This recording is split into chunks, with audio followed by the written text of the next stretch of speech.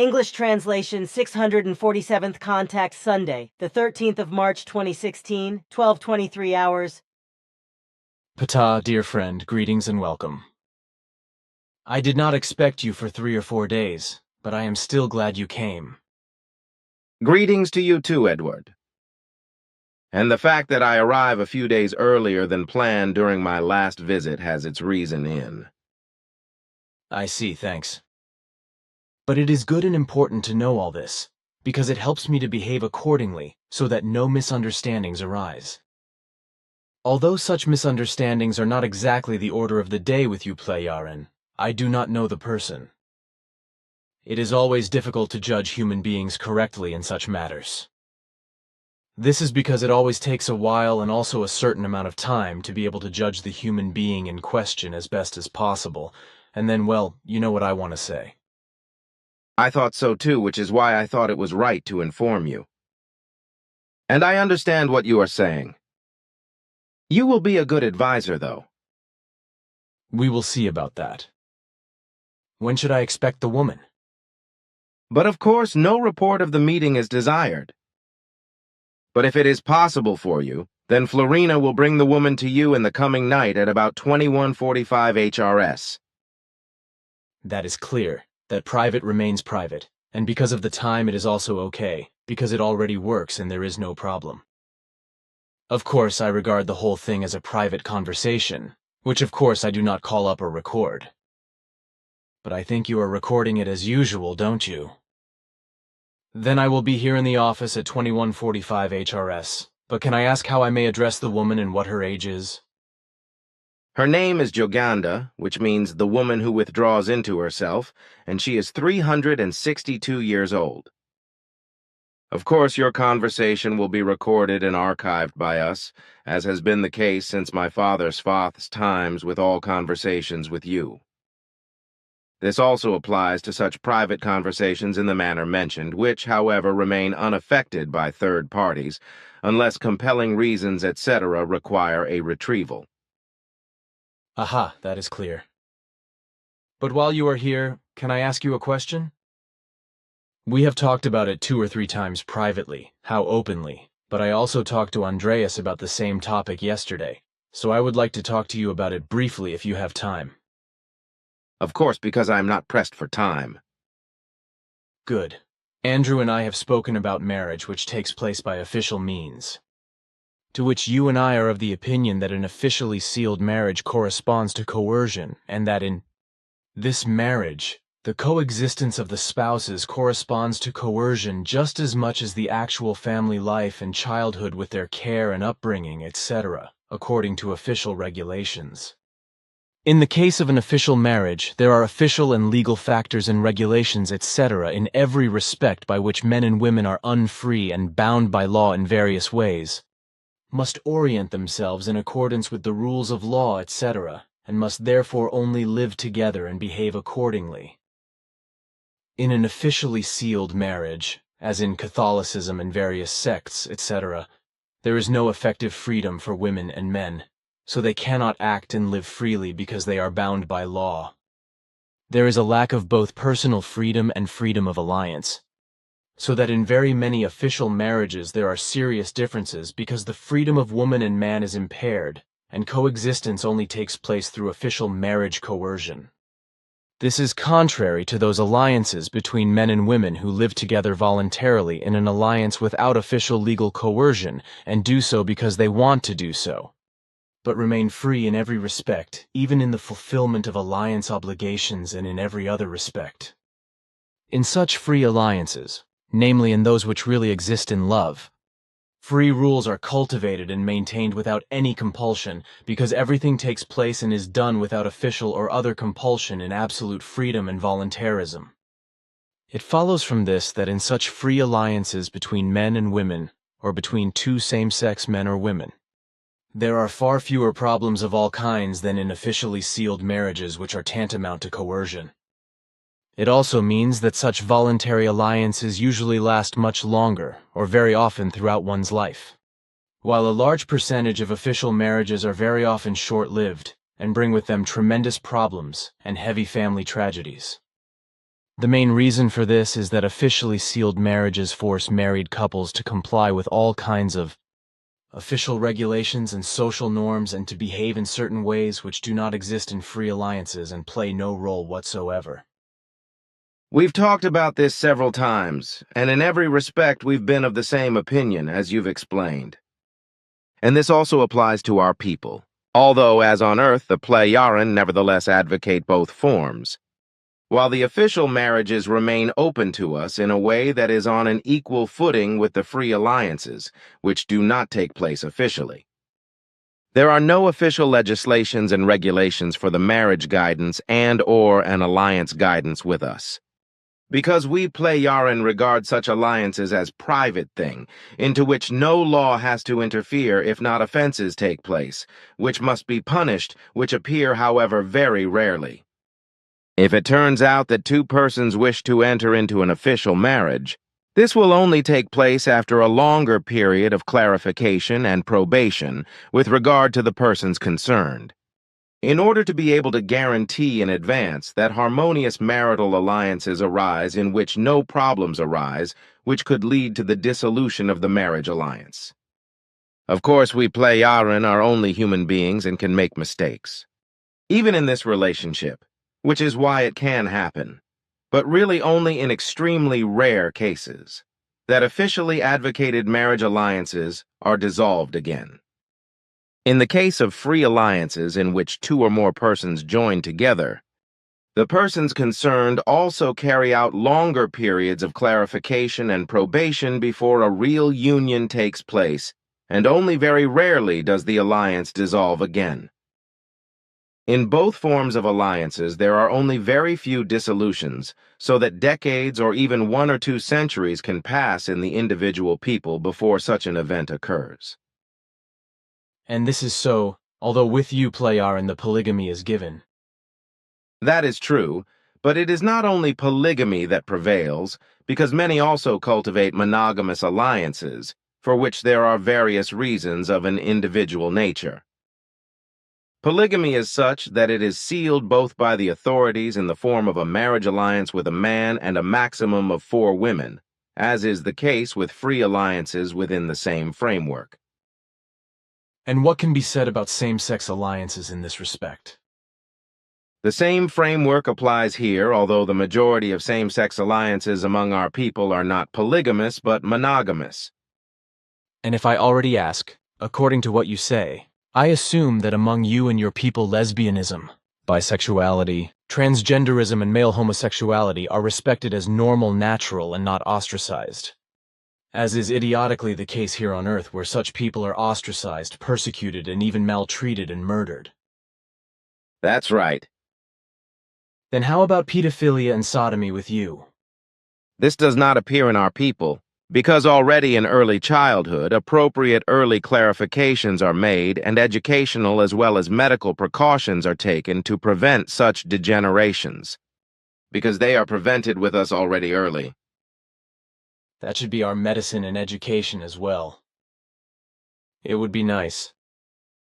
But tell me, can we talk about the food in the food today? Because I read a lot about it again, and also saw on TV that fatty food should make you fat, ugly, sick, and addicted.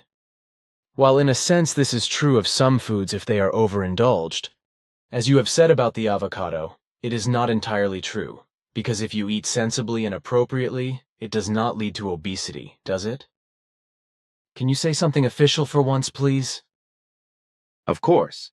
In fact, fatty foods have no effect on physical fat buildup if the body is not fed excessive amounts of fat. The principle is yes. Too much is unhealthy, so eating too much usually makes you fat. You once said that this applies to both fatty and low-fat foods. So eating too much in any form is unhealthy and leads to obesity. And as your father Svath said, as I remember, it doesn't matter what kind of food they are, including vegetables, fruits, and salads of all kinds, and whether they are cooked or eaten raw. That is true. Because in principle, the claim that fatty foods would make people fat is an irresponsible pseudo-scientific lie, because effectively, fatty foods are not fattening when eaten in healthy, normal proportions and frameworks.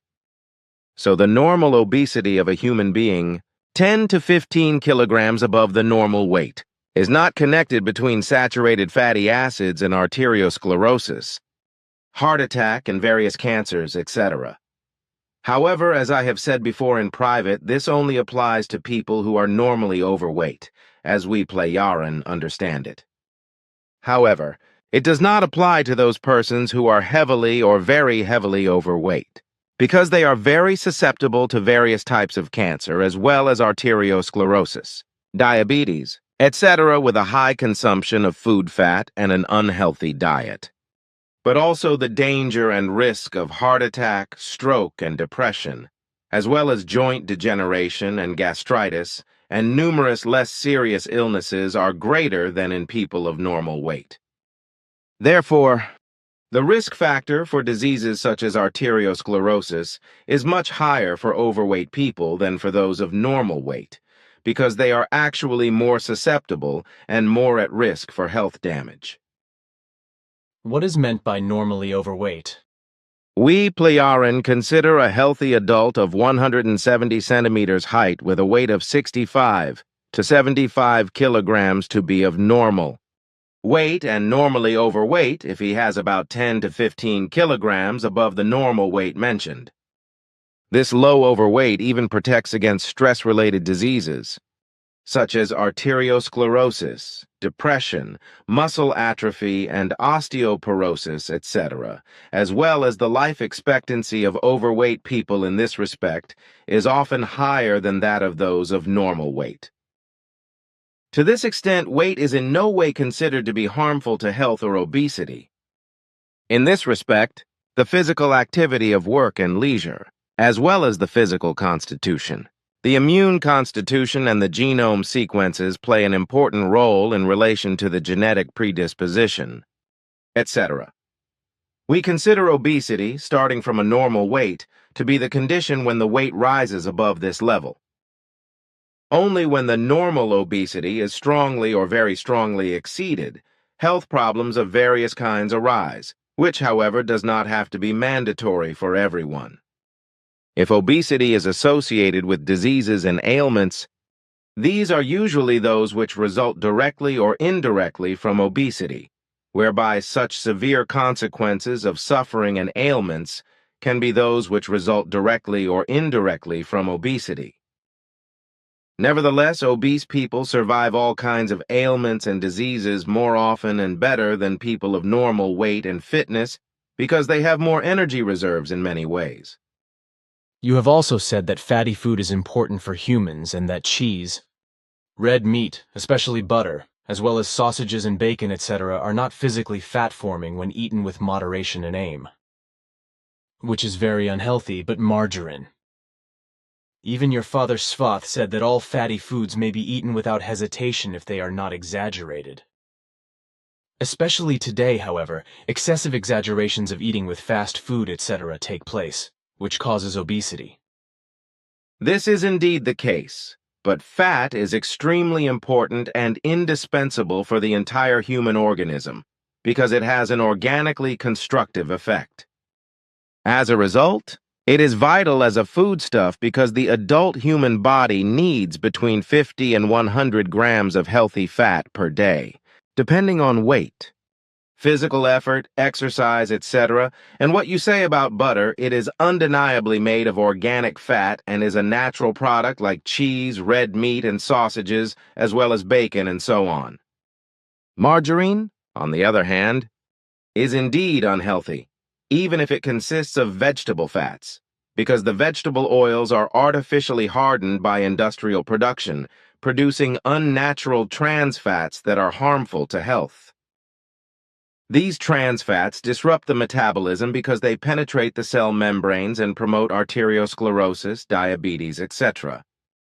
Well, thank you. But what I have read and heard on television is that eating as much fruit and vegetables as possible is what I want to do over and over again, because it is healthy. But what you once said, like your father Svath, that this is not right and does not correspond to the truth, because too much fruit and vegetables can upset the intestines and cause diarrhea, headaches, nausea, etc. I can also sing a song to this.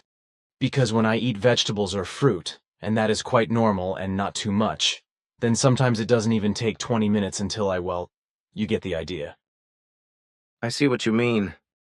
Vegetables and fruit cooked or raw contain a substance which, depending on its quantity in the intestine and digestive tract, has a harmful effect and is responsible for causing discomfort in the human intestine and organism and triggering diarrhea.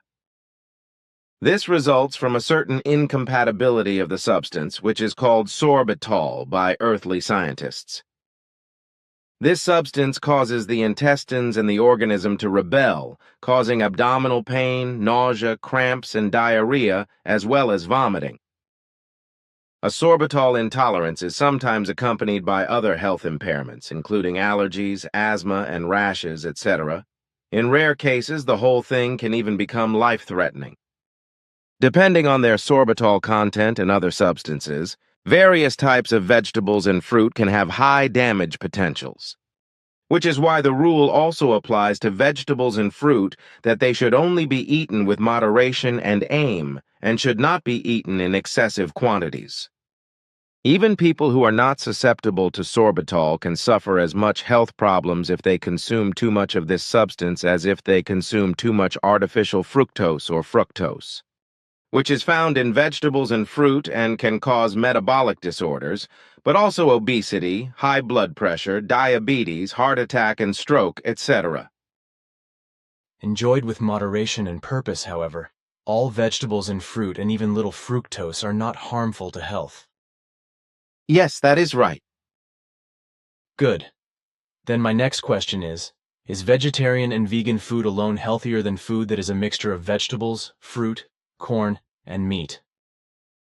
This also corresponds to a pseudoscientific lie, because meatless food harbors certain risks for humans. Especially vegan food lacks valuable and important nutrients like iron, minerals, and various trace elements, as well as vitamins B12, D, E, and K. This, and the renunciation of meat and other animal and geological products, also means that vegetarians and vegans have a shorter lifespan than meat and omnivores. A physical feeling better, etc. of the vegans and vegetarians by purely vegetable food is based on a pure delusion of imagination and thus founded in a psychological effect. Then that's clear too. So what about organic foods? Is organic food healthier than conventional foods? And do organic vegetables and fruit contain more or better nutrients than non-biologically grown products? I have also read a lot about this and watched some contradictory programs on television, where it is also claimed that organic products are health-promoting. Besides, it has to be said that bio means that something is cultivated organically, which is the case in every form, because nothing grows unbiologically, because biological means belonging to it, based on it in terms of maturation, organic, or concerning biology. Only in a further form did Earth humans make a special term out of it, precisely in relation to bio, what in this way is to be regarded as natural, pure, ecological, residue-free, environmentally friendly, environmentally compatible, untreated, and unsprayed. That's also right what you're saying. As far as your question is concerned, there is no difference between organic products of any kind and non-organic products in terms of nutrients, and that applies to all vegetables, all fruits and all fruits of any kind, as well as berries, mushrooms, etc. There is only one difference between organic and non-organic products, which is that organic products contain fewer to much fewer toxins in relation to pesticides than those containing herbicides. Substances intended to kill disturbing plants equal sign Latin herba herb, grass, and Latin sedere kill, and treated with pesticides billy, biocide, pesticide, pesticide. A health-promoting effect, however, is not given by bioproducts, because they are in this regard with the conventionally produced food absolutely equivalent. For all bio-believers who effectively believe that bioproducts are absolutely free of toxic substances with regard to residues of herbicides and pesticides, it has to be said that they are very wrong, because bio-vegetables and bio-fruit as well as all bio-products are not completely free of toxins. The total absence of toxins is therefore only an illusion, but it brings the producers of organic products more immense profits than the non-organic farmers and gardeners who use herbicides and pesticides and thus have to spend more money on the cultivation, care, and harvest of their products than the organic producers, even if they have some extra work with weed killing, etc. The fact is that the organic producers are not obliged to pay for the use of herbicides and pesticides in their products. They have little, much less or no such expenses, depending on their use in every respect.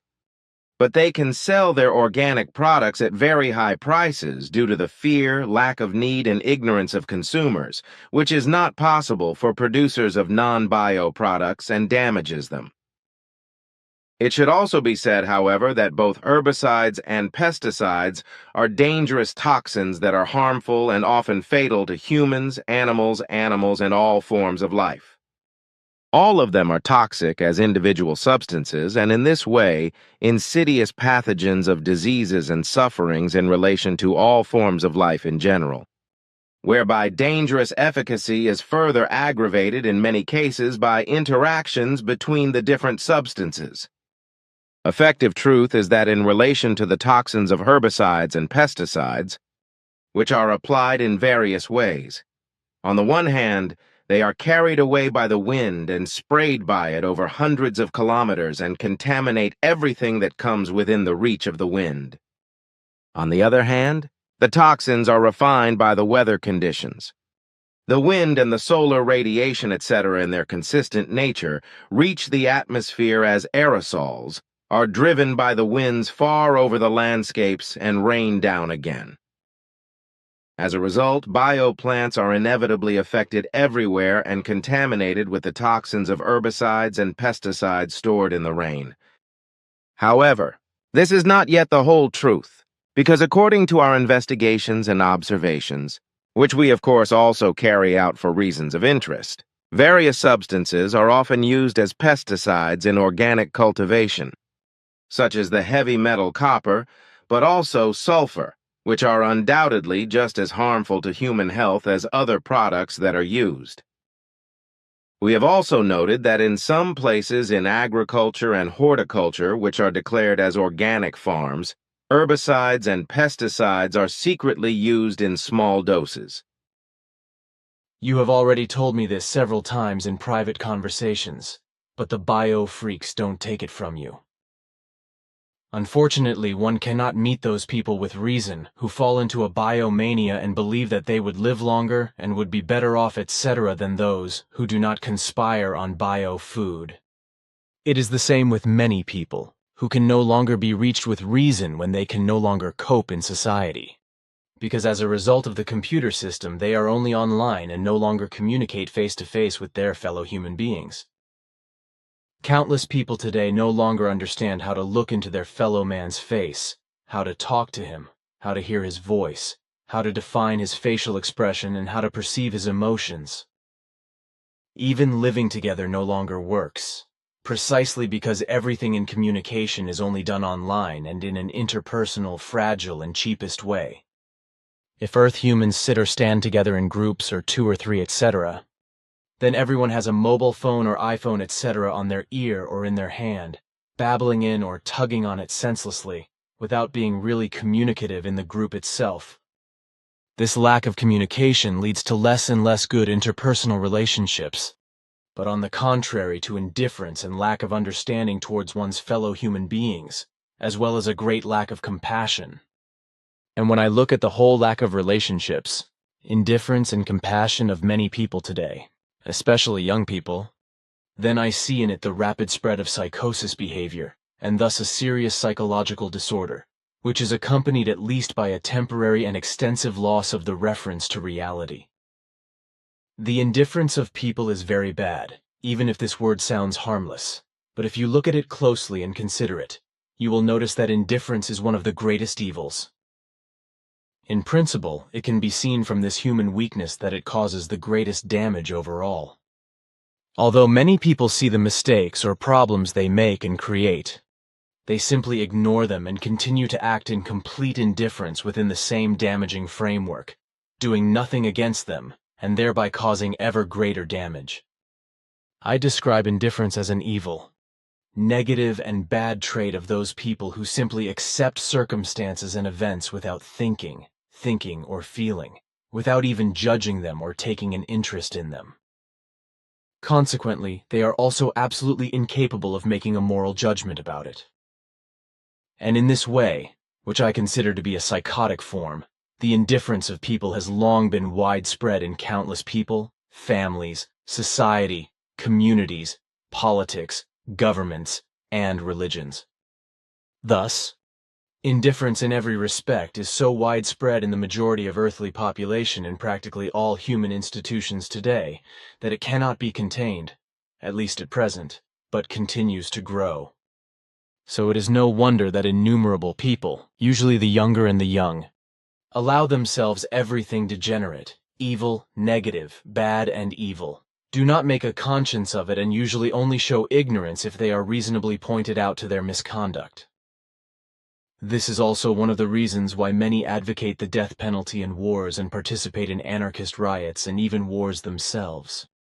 In their indifference, they recognize and see no sense in life. Consequently, they do not value it, but out of their indifference, they do everything to create a misanthropic system, through which life becomes hell for many, all order is destroyed, and the degenerated action and behavior of countless people becomes a farce. And through all the indifference of the indifferent, innumerable others are also manipulated and pulled into the same ship in order to row along with the degenerate, hostile, and incapable of living like-minded people. The whole thing can very well be described in this way as modern slavery of indifference, whereby these indifferent slaves can no longer free themselves from their degeneration and sink deeper and deeper into their own slavish captivity and rot. They are all people who cause a crisis in the world and slowly but surely trample on all good social norms and destroy all order, which, as a rule, however, neither they nor know-it-all people, false humanists, do-gooders, and idealists of the world want to perceive. And that it is already the case today that people are beaten up and even beaten to death in public, and that people simply look the other way around indifferently, because they are effectively indifferent to what is happening to a fellow human being. That probably says everything about where indifference will lead in the future. The fact is, as long as such indifferent people are not in the skin of the victims, they do not do anything, but only sun themselves in their indifference. But that will still cause much grief to the whole earthly mankind, because at some point everyone will be stuck in a beaten skin, be it as victim of a brutal fellow human being, as hugged family member, as victim of society, of a war, of politics, or of a religious sectarian delusion. It is the seemingly harmless indifference that opens the space for everything degenerate. Evil, negative, bad, and degenerate, in which all that brings misery, need, damage, destruction, and destruction can freely develop. And all this arises because the majority of people on Earth, in their indifference, look away wherever they should look and act. However, if in general people who have fallen into indifference are addressed reasonably, they usually only produce a cheap personal excuse, such as, "What should I be able to do on my own?" or "What should I be able to do on my own against it?" And indeed, the majority of earthly mankind thinks and speaks in this way and no other way. You pronounce it the way I think it does because that's the way it is. If you still get excited, if you clearly and sensibly point out the misconduct of indifferent people, then you will be attacked and called extreme and radical. But basically, most people don't even think about what they're saying. But the indifference shown by Earth humans today is incredibly dangerous. And if we all keep our mouths shut when we know about this danger, then we put the reins in the hands of the indifferent and let them shift and rule as they wish. Yes, I agree. It is necessary and responsible to interfere in these matters of indifference because the exercise of this responsibility is important. You have to be very careful about what you write or say in public, even with regard to the personal conversation with a fellow human being himself, because many people do not like the truth and call the courts if they do not like the truth. And unfortunately, the courts are often such that justice is given for injustice, whereby the right is judicially controlled, censored, and prosecuted as wrong, when injustice triumphs over right, as I myself have learned enough. Indifference, therefore, also prevails in the courts in relation to law and truth. This also silences those lawyers who try to make the law right. I am aware of that. But now, Edouard, we still have some things to discuss which should not be official, because it concerns.